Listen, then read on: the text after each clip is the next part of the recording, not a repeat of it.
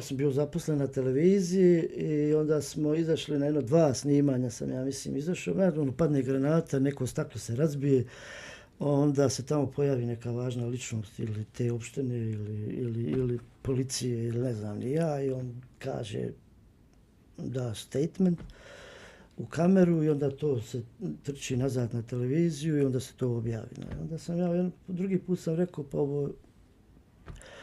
ovdje ja trebam biti prije nego što padne granata. Ja trebam biti u stvari na ulici. Da čekam da odem da snimam neke ljude koje mene, jer je ono što je se prije desilo i što se dešava poslije kad mi odem, to je meni bilo mnogo jače. I ja sam tako jednostavno onda napisao jedan sinopsis, ne znam, tragom Sarajeva. Poznavao, imao sam dobre odnose na televiziji, objasnio sam da želim to da radim i oni su mi davali ponekad i kameru